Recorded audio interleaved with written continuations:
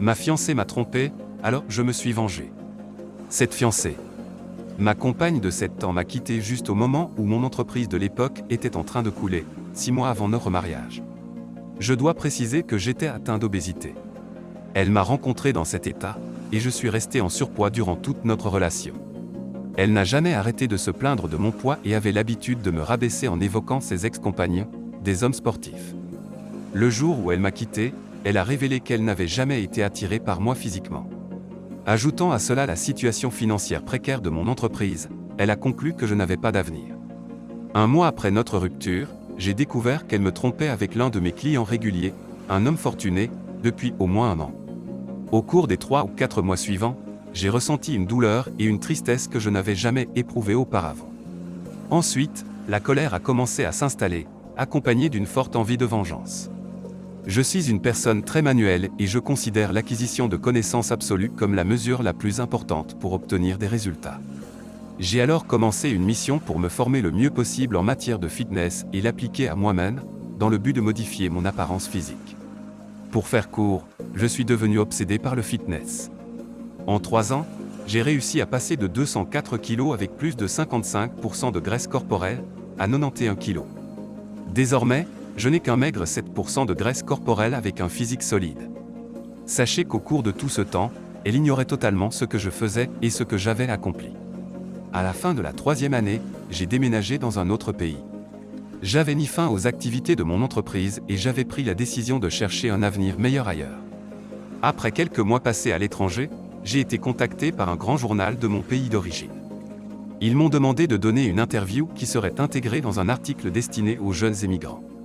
Je ne savais pas que la photo que je leur avais fournie se retrouverait en couverture de ce journal. J'ai été identifié sur les réseaux sociaux, et les personnes qui ne m'avaient pas vu depuis longtemps n'en croyaient pas leurs yeux.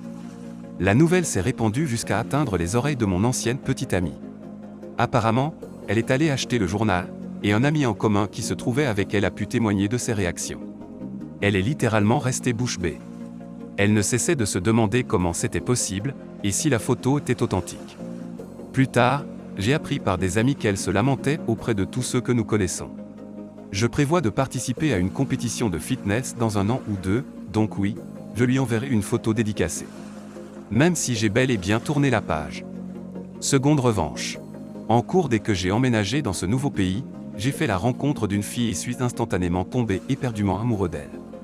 Je n'avais pas eu de relation sentimentale depuis ma précédente rupture, une rupture causée par des problèmes de confiance et aussi par le fait que j'étais alors trop concentré sur ma condition physique pour m'intéresser aux filles. J'ai fait sa connaissance par l'intermédiaire d'un parent. Elle semblait être une personne parfaite en qui je pourrais, à nouveau, avoir confiance. Cependant, pour que cela se produise, elle a dû me rassurer. Très vite, j'ai envisagé un avenir commun avec elle et je me suis engagé pleinement dans une relation sérieuse. Cependant, elle n'était pas la personne la plus facile à côtoyer. Elle était très critique et immature, souffrait de troubles obsessionnels compulsifs, potentiellement de troubles de la personnalité antisociale. Elle avait du mal à exprimer ses sentiments ouvertement et avait une vision assez floue des relations, du mariage et des enfants. De mon côté, j'étais totalement partant pour le mariage et les enfants. C'était sa première relation sérieuse, ce qui n'a pas facilité les choses. Malgré tous ces points négatifs, elle avait de grands atouts. C'est pourquoi je suis resté avec elle. Elle pouvait être la femme la plus douce et la plus attentionnée qui soit. Pourtant, la relation a brusquement pris fin après 4 ans, quand j'ai fait ma demande en mariage, et qu'elle n'a pas réussi à me dire oui. Je n'ai jamais reçu de refus formel, mais à la place, je me suis retrouvé avec un étalage de tous mes défauts jetés à la figure. En tête de la liste se trouvait le fait que j'étais nouveau dans le pays et que je n'étais pas bien établi, ce qui signifiait que je ne possédais pas de maison et que mon compte bancaire n'était pas suffisamment garni. Elle est même allée jusqu'à dire qu'au cas où je perdrais mon emploi, qui était un poste significatif dans une entreprise, j'aurais beaucoup de difficultés à en trouver un autre. Par ce fait, toutes les responsabilités retomberaient sur elle. Cette fille m'a rejeté à tant de reprises que cela en est devenu tragique. Cette rupture a été de loin la plus douloureuse de mon existence. Mon âme s'est trouvée déchirée en deux et l'absence de soutien, de ma part de ma famille et de mes amis, a accentué la difficulté de la situation. C'était brutal. Les choses se sont tellement dégradées que j'ai ressenti une douleur physique intense, j'ai perdu la notion du temps pendant plusieurs mois et je suis tombé en dépression sévère.